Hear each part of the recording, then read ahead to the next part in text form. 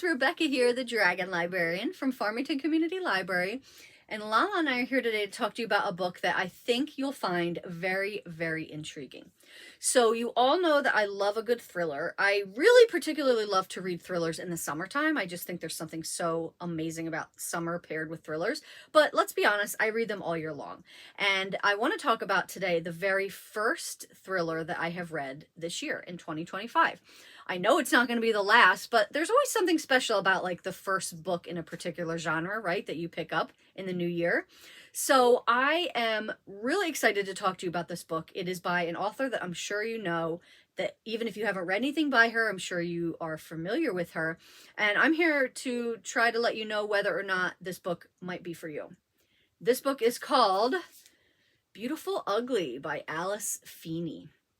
Beautiful Ugly. Now, Alice Feeney she's referred to in here actually as the Queen of Twists, which is a pretty big title there, the Queen of Twists, which I didn't realize that. I've read other things by Alice Feeney before, but didn't know she was that big of an author. So some of her other books are Good Bad Girl, Daisy Darker, Sometimes I Lie. She's written a lot of thrillers, very popular ones. So this was a highly anticipated book by a lot of people this year. So I jumped right into it, read it in the beginning of the year, and now I'm going to talk to you about it. So Beautiful Ugly. So she's called the Queen of Twists. So let's just talk about that for a second, because this book has some twists. Oh my goodness. I, of course, had a million theories as I was reading along, like, oh, okay, so this happened, and this is probably what's going on. Yes, this is it. And I was wrong on every single one of them, which is really more on me than anything else. As you know, I am horrific at guessing the endings of thrillers. But this one really took me for a loop. There were a couple of twists that I was just like, oh my gosh, what is going on in this book? So this book is about an author named Grady who gets some really good publishing news one night, and he calls his wife, who is on the road, Abby, to tell her the good news. Well, while he's on the phone with her, something happens. Abby says she has stopped on the side of the road because she sees somebody laying in the road, so she's going to get out and help. Even though Grady's like, are you kidding me? Do not get out of your car. What is wrong with you? She leaves her phone on the seat, goes to see what's going on, and Grady, she never comes home. He never hears back from her. When the police get to the scene, her car is there, her phone, everything is there, but she is not. She's nowhere to be seen. She's gone, missing. So now the story starts a year later. Grady cannot write. He has the biggest writer's block ever. He cannot get past what happened to his wife, mostly because he doesn't know what happened to his wife. She disappeared. Is she alive? Is she dead? Was she kidnapped? Was she killed? Did she run away? What happened to his wife? So his editor, who is very worried about him, both his mental state and the fact that he hasn't written anything in a while, and basically says for him to get away on this remote island, this Isle of Amberley.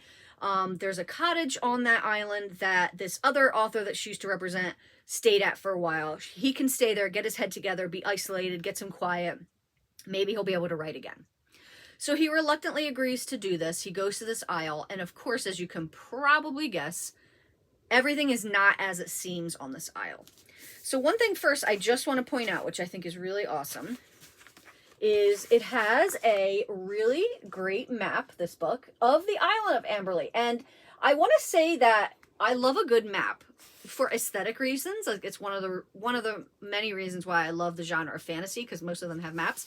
So I love an aesthetically pleasing map. But this book, you are going to need this map, because part of the impending sense of dread and this just like roiling feeling of fear growing in you while you're reading is based on like the isolation, because this isle is it. Once he gets to this island, there are really no ways to electronically communicate with everyone. There's no signal anywhere on the island. People are very weird. They're a little bit standoffish, but also like there's just a really weird vibe about everybody on this island. Nobody's mean to him per se. In fact, a couple people are pretty welcoming, but there's just something off about everybody. And he is now alone, isolated on this island with all these people. Not to mention the fact that not long after he's there, he keeps seeing this woman that looks exactly like his wife. Whew. So this book is basically Grady trying to figure out what is going on. Is there something sinister going on this island? Is his wife there? What happened to the wife? Is basically what you're going to be trying to figure out this entire book. So I loved it. The things that I love about a thriller are the twists and the turns and the surprises, and also if it can keep me reading quickly, right? So I don't read a thriller to be like mired in character analysis and like fantastic writing. I mean, obviously I want it to be written well, but I'm not expecting these books to win like Pulitzer Prizes or whatever, right? I want a good story. I want it to be fast paced. I want it to have lots of thrills and surprises. And this book has all of those things. I was so surprised at all the twists in this book. I thought they were incredibly done, the way everything fit together. And the ending was, I thought, very satisfying. So if you're looking for a really great thriller, if you're looking to be surprised and to read a bunch of twists, especially by someone who is a very well-known, well-renowned thriller author, Beautiful Ugly by Alice Feeney. Well, that's what I've got for you guys today. I hope this book sounds really intriguing and that you want to give it a shot.